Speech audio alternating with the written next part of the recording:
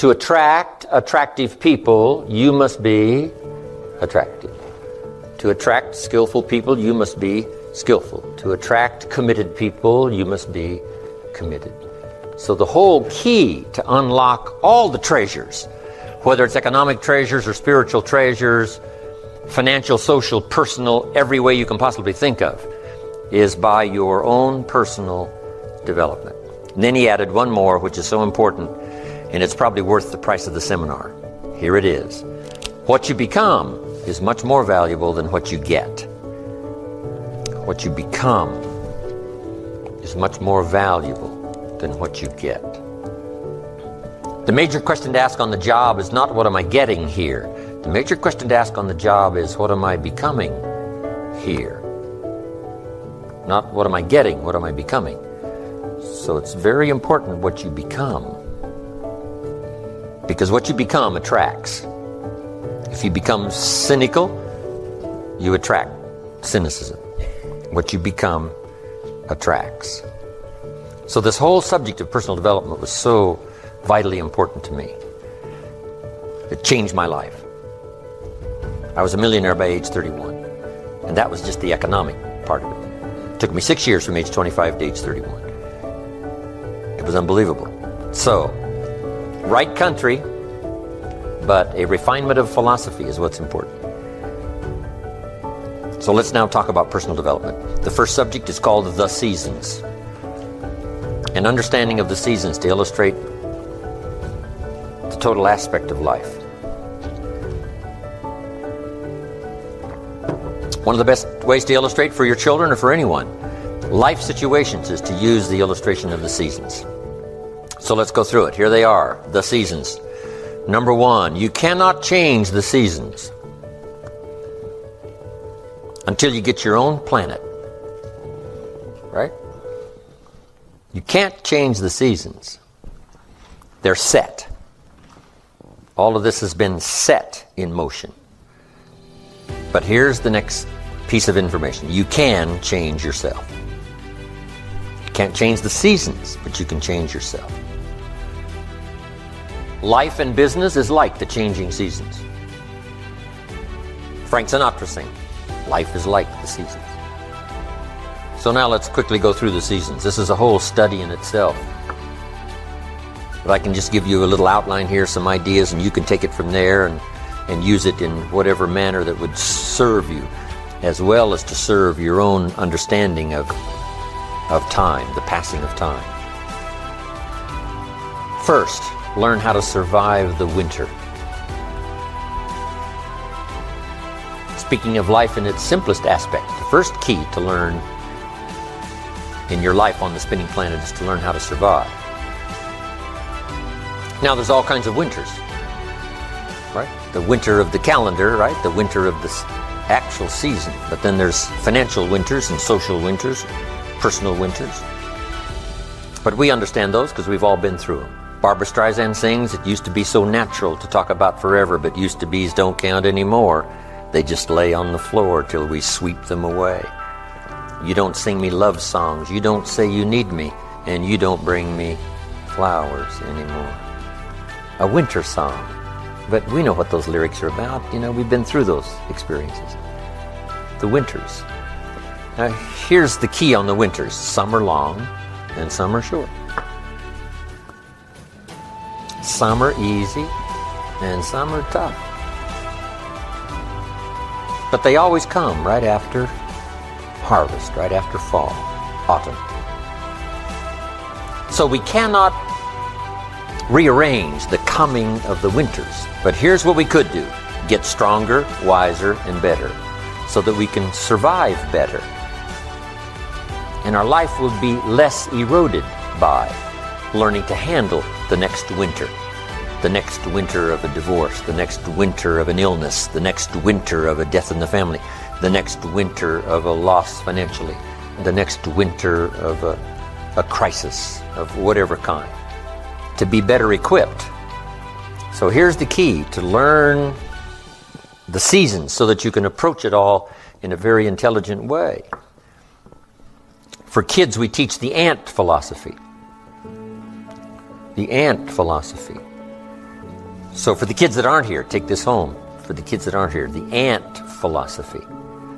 And here's the little short list on the ant philosophy. Number 1, ants never quit. If an ant is headed somewhere and you stop him, he'll start looking for another way. How long will he look? Till he finds it or till he dies. One way or the other, he'll find it. Okay. So that's a good philosophy. Just never quit like an ant. Here's the next part of the ant philosophy. Ants think winter all summer. You got to think negative when it's positive. And not be disillusioned. That's why ants always seem to be in a hurry. Why are they in a hurry? Because they're thinking winter, winter, winter, hurry, hurry, hurry, get going, go, go, go, go. So you must think negative when it's positive. You must think winter when it's summer. Here's some of the best advice. It comes from classic tradition. A great story says, don't build your house on the sand in the summer. Why be given that advice? Because it's easy to get faked out in the summer. Right? Blue sky, fleecy clouds, nice weather, so you build your house on the sand. You say, no, you must not be faked out when it's nice. You must think storm in the summer and not get faked out. And if you think storm, now you'll look for a rock on which to build your house. Now you're going to be safe. So you can't think nice when it's nice. You got to think storm when it's nice. And if you haven't been through one of those storms, you got to find somebody and say, have you been through one of those storms? Scare me to death if you will, please, so I will not be faked out here, and I will keep searching. Right. Not to quickly build on the sand because it's nice, but to build on a rock because it's not always going to be like this. The seasons are going to come and change. And if you're not educated to that degree, now you suffer a great loss. So the ant thinks winter in the summer.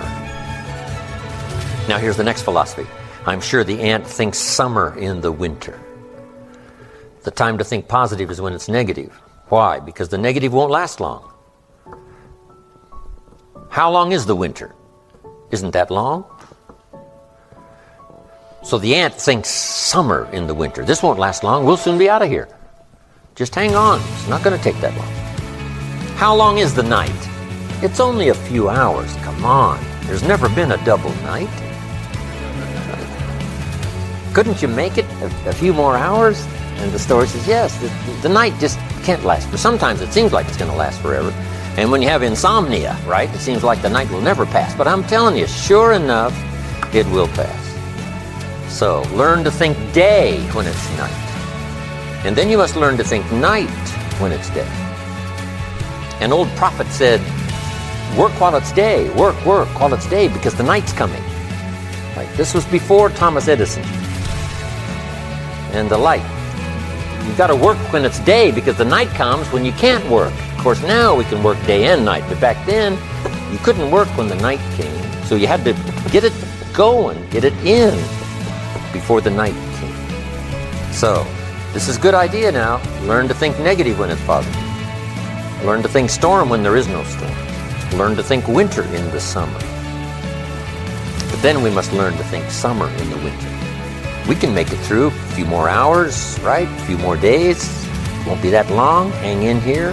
The spring will surely come. Okay. So the winters of life, learn to express those to other people, help them understand that as well as to try to understand it yourself. Now here's the next season, the spring. Spring is called opportunity. Not a guarantee. It's guaranteed the spring will come, but it's not a guarantee of a harvest. Here's the key. You must do something with the spring. Take advantage of the spring. Read every book you can get your hands on what to do with the springs of your life. Take advantage of the day, because the day follows the night. It's an opportunity now to turn things around. It's an opportunity to have a better one than the last one. It's an opportunity for a new beginning, a new spring, a new day, a new beginning. In business, we learn to create an artificial spring. Because in an industrialized society, right, it seems like, the seasons just don't mean that much. When you're a farmer out there, they mean everything. But when you're not, working on the line, whatever. So sometimes you got to create an artificial spring. We're going to take the next 90 days and we're really going to pour it on. Like if you're in sales, the next 90 days I'm going to make every contact possible. You just create an artificial spring. Next 30 days, next 90 days. Right? Bargain with your family. Say, look, I know we were going to do some things the next 90 days, but if you'll postpone those for me, I'll really pay back because I want to use this now as a springtime to go for it, go for it, go for it. So spring is the chance to take advantage of another opportunity. The day follows the night. It is a promise. But you must take advantage, do something with it. Now, here's what you must do in the spring. It's a very short season usually. You must hurry. You wouldn't ask a farmer to go bowling in the spring. He hasn't got time. Why? The season is too short. The planting season is too short. You got to get it done fairly quickly. And life at its longest is short. The Beatles wrote, life is very short. Which is true. My father lived to be 93, but it seemed to be very short. It didn't seem that long. So life is short. For John Lennon, it was extra short. For Michael Landon, life was extra short. For my mentor, died at age 49, that's extra short. But life at the longest is short. So you must learn to appreciate opportunity and take advantage of it while it's day, while it's time. Now we call spring a window of opportunity. If you have a chance to talk to someone, the window's open. It may not stay open very long, so take advantage. Don't hesitate. Meet a new friend. Talk to somebody while the window's open. Now here's the season for everybody to understand because it is so applicable to our life, and that's the season of summer. Two things we must do in the summer: nourish our values and protect. Nourish like a mother, protect like a father.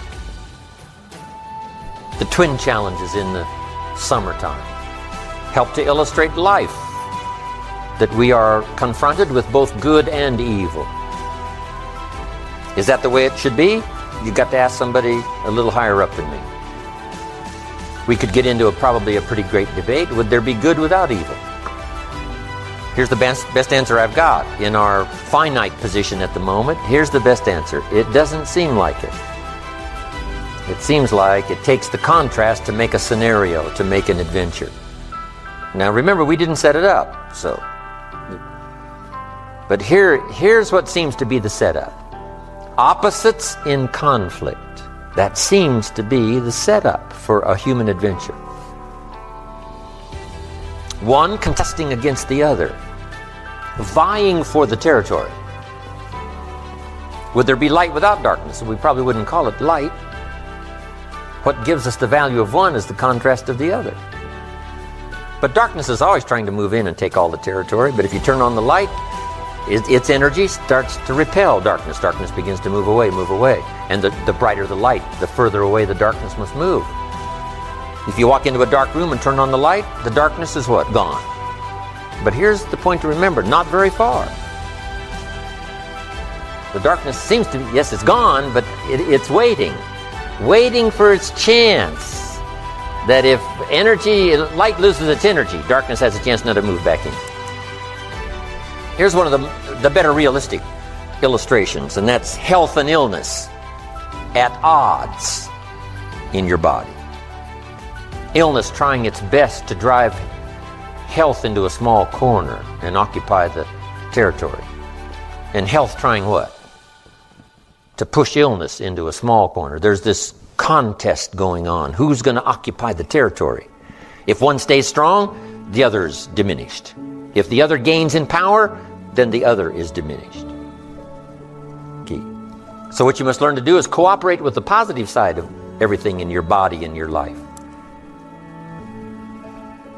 Sometimes we sabotage our own best interest. The body needs a banana, you send it a Coca-Cola. And the body says, what is the deal here? I'm health trying to drive illness into a small corner. I ordered a banana, you send me a Coca-Cola. So the body could rightfully say what? Whose side are you on? Give us a break here. We need every tool we can get to keep illness at bay. Because if we get weak, I'm telling you, it moves in, takes the territory. So we're in the middle of this contest, and here's what it's called: opposites in conflict. Here's one of the bigger conflicts: liberty and tyranny. Liberty is the absence of tyranny. But even though tyranny is conquered, it's not very far away. The same goes on in your bloodstream. Red corpuscles to nourish like a mother and give life. White corpuscles to fight and kill like a father. White corpuscles say, just show me some infection, I'll kill it. If I don't kill it, what? It killed you. Somebody's gonna get killed. In this contest, right? Good, evil, liberty, tyranny, right? Health, illness, winning and losing us, right? There's the struggle going on. But here's the key. It's the only way, it seems, it's the only way to create a human adventure. It doesn't seem to be any other way, currently. Now some speak of a new heaven and a new earth, and maybe the whole arrangement will be different. Could very well be, but in this current experience, it seems like to create an adventure, to create a unique human scenario, we need opposites in conflict. And that's the deal. Thank God for white corpuscles that think negative all day. Tyranny and liberty. Saddam Hussein takes over Kuwait. What should we do? Somebody says, well, Kuwait, what do we care? Well, what if next he wants Saudi Arabia? You say, well, it's a pile of sand, what do we care? Well, what if next he wants Israel? You say, well, little Israel, what do we care? Well, what if next he wants the rest of the Mediterranean? You say, well, yes, I guess we've got to draw a line somewhere. Yes, somewhere. You've always got to draw a line somewhere and tell illness, hey, you can't have any more. You've got to throw up the barriers, draw a line in the sand. Our President George Bush was right to draw a line in the sand, put together the coalition, and put together 500,000 troops and go kick Saddam Hussein out of Kuwait.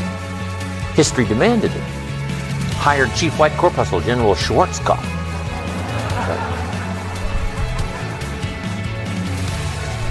I met the general a couple of times. He was the man to send.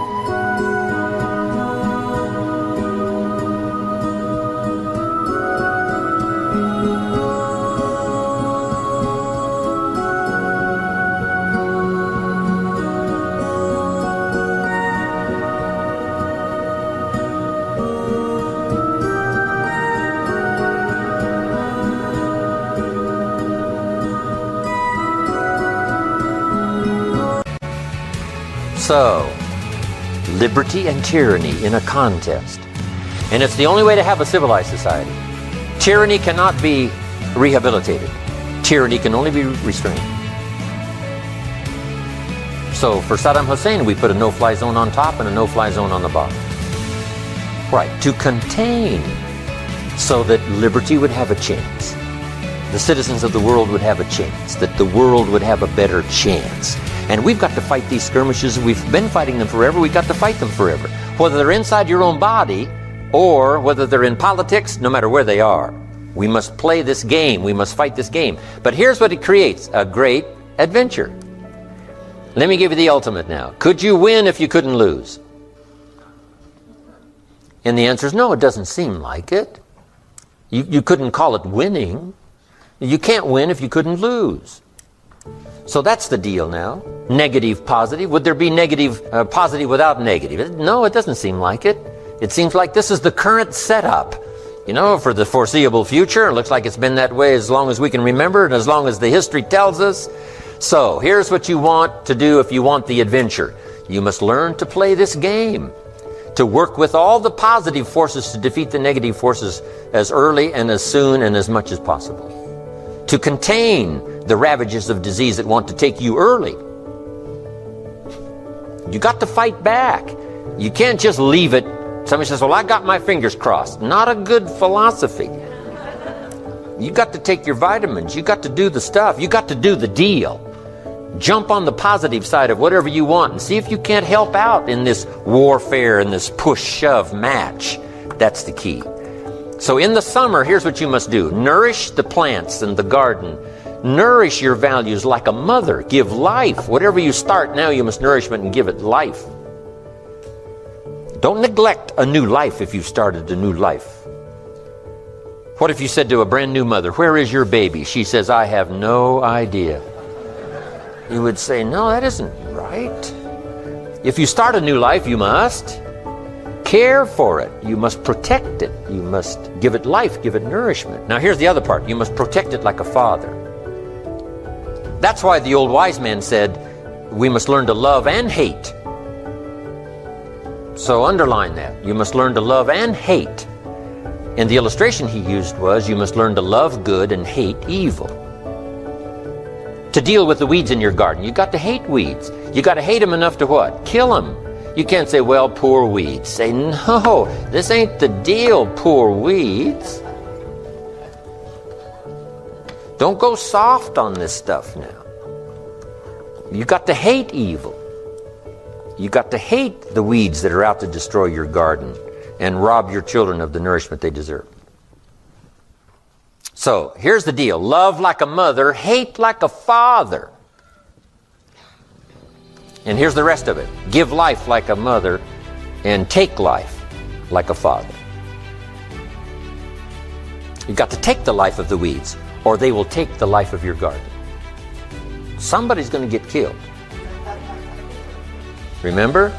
So you must be like a father.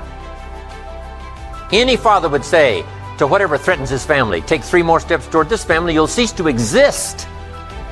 I'm father. I kill. So send out the warnings. Send out the signals. Both mother and father reside here. Mother nourishes and father gives protection.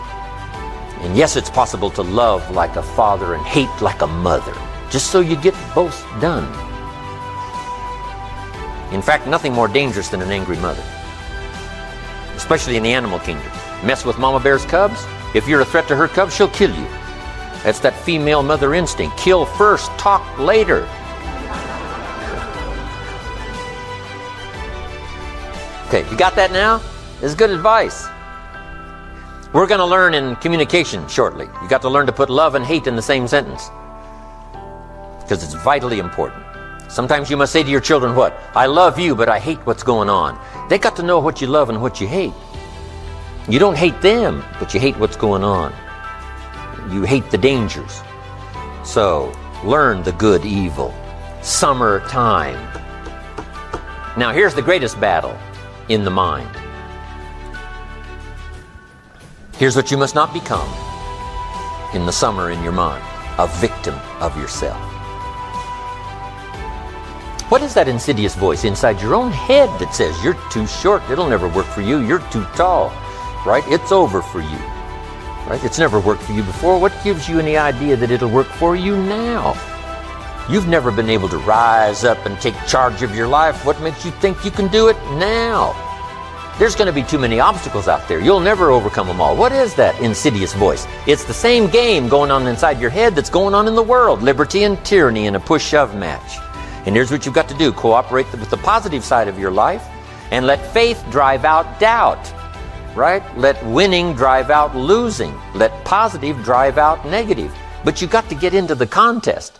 And why get into the contest? Because that's how you create an adventure. There is no other way. It takes both.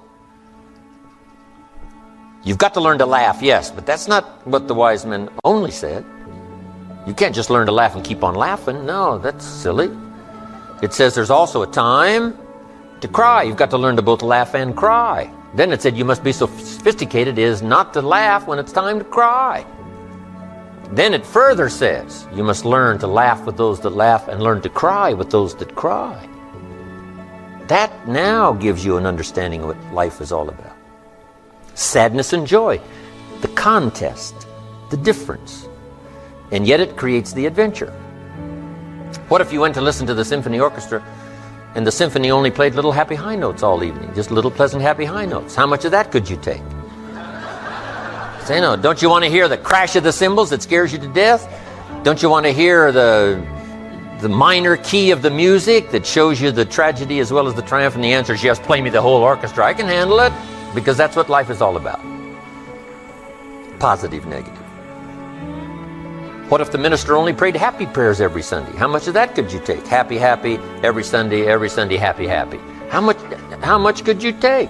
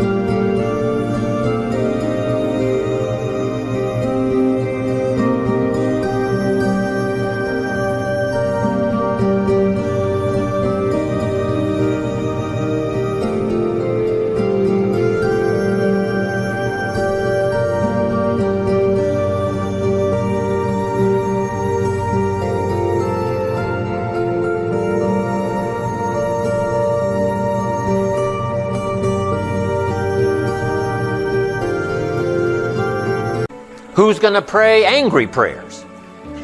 Who's going to pray frustrated prayers? Who's going to weep in public for the lost children?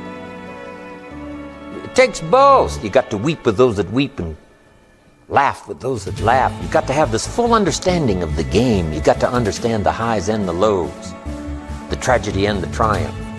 Most of the music of the world is written in the minor key, the key of pathos and sadness and mystery and wonder.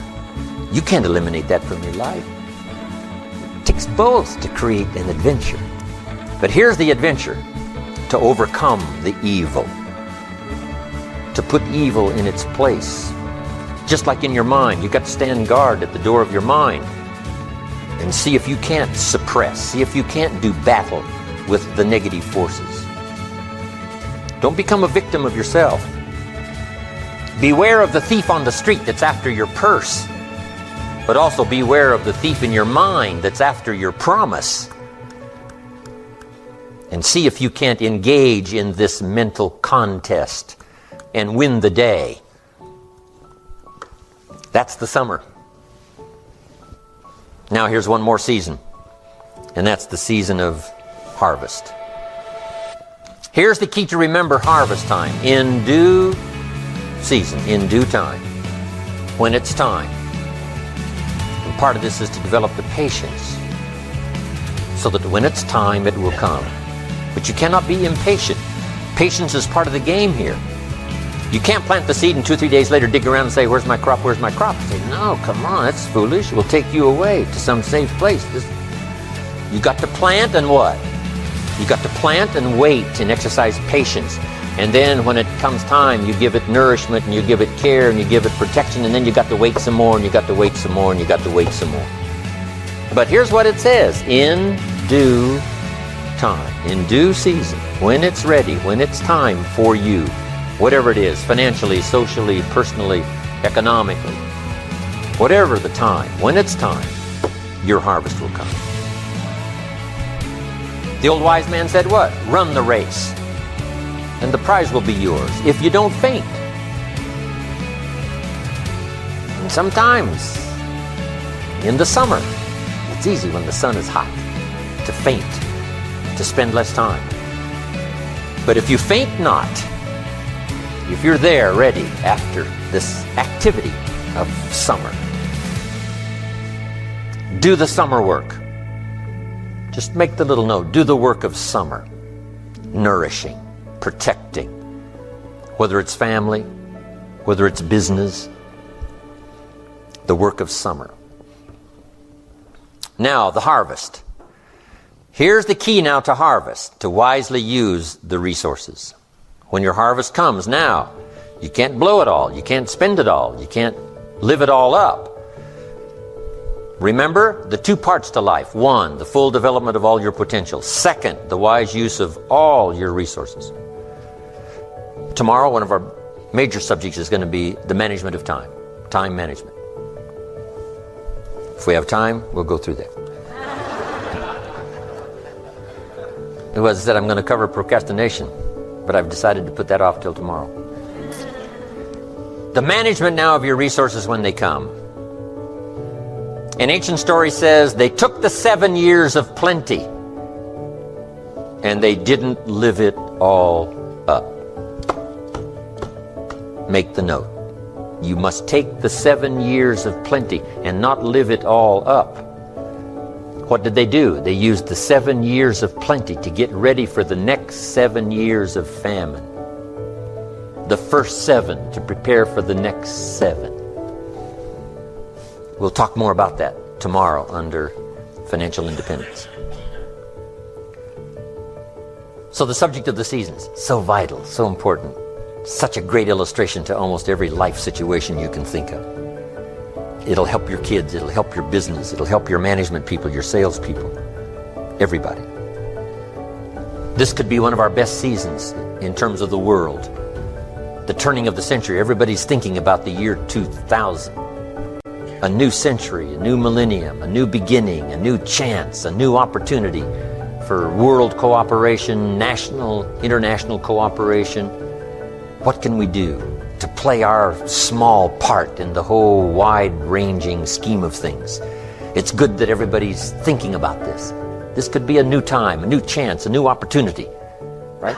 Yes, we've blown it in the past, we've messed it up in the past, but maybe, just maybe this time, there's enough technology and enough sanity and enough spirit and enough righteousness and enough rightness, enough stuff to make this, the opening years of the next century, some of the most promising years in the last 6,000.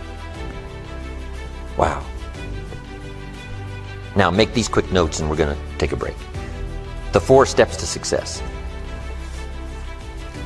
These personal development subjects are just vitally important. The first step to success is good ideas. You must be a collector of good ideas. Here's where my mentor did me the greatest of service, and that was keeping a journal of good ideas. Here's what he said: don't trust your memory. What classic information. Don't trust your memory. If a good idea comes, jot it down. 1, so you can review it. 2, so that you capture it. It won't be lost. So all those years back then, I started keeping a journal. I got journals you wouldn't believe. Little cheap ones when I first started. Remember the Gregg shorthand? Little books, little spiral things? I used those. You say, you must be broke. Yes, I wasn't doing very well, so it cost, I don't know, a quarter or something. Now my journals are expensive. This one costs $42. And I wished it would have cost more because I'm doing really well. My journals. But if you look at all my journals, you can tell how my life was going. Say he was poor here, and it looks like he was rich here, and then he was broke again. Now it looks like he's rich again for sure.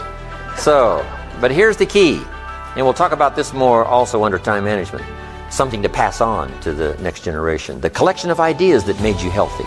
The collection of ideas that turned your life around. The collection of ideas that caused you to learn extra skills and got the extra income. The wise use of your resources, the ideas you found on how to do that. Think of passing this on now to the next generation and the next generation. This is so valuable, but mostly now primarily for your own study, so you can go back over what you've collected. And in a now different place, same ideas, but now that you're in a different place, you'll see it in a whole new light on how it will help change your business, help change your career, your future, relationships, and all the rest. Keeping a journal, right? Now this is for serious students. Non-serious students don't need to keep a journal. But for serious students that are serious about their health and serious about their future, serious about gathering things to make a contribution to others, keeping a journal. That's important. A collection of good ideas, first step to success. Here's the next step, a good plan. You got to have a good plan. You got to have a good health plan. My mentor asked me when I'm 25, Mr. Rohn, what's your current plan for your financial future? And I said, I don't have one. Right? And that was obvious. Said you got to create a plan. A good financial plan. If we finished the seminar tomorrow and you lingered a while and gave me the details of your current financial plan for the future, would I get so excited about it I'd go across the country and lecture on it? You say, no, Mr. Rohn, you probably wouldn't want to lecture on my plan. My next question would be what? Why not? Have you reached this point in your life's maturity and you don't have a plan that's got you up early and keeping you up late that you're excited about unfolding? We're going to talk more about this tomorrow under Financial Independence. Here's one of the first things you must do if you're a parent. Build a financial wall around your family nothing can get through. Build a financial wall around your family nothing can get through. Now there's other protections that a parent must engage in, but here's one of the first ones since it's so possible living in America. A financial wall around your family nothing can get through. Got to have a good health plan. You can't be out of breath after the year 2000. You got to have the vitality, right? You got to have the breath. You got to have the vitality. So you got to have a good health plan. You got to have a good financial plan. You got to have a good plan for your goals and plans and dreams. And we're going to get into our workshop tomorrow. We'll go through all of that. So number 1 is good ideas. Number 2 is good plans. Here's 2 more, and we'll come back from our break and give a little more detail on these. Here's number 3, learning to handle the passing of time. That's one of the big challenges in everybody's life. Learning to handle the passing of time. And then here's number 4, the solving of problems. And that's what life is all about. Taking them on, finding solutions, executing, recording progress.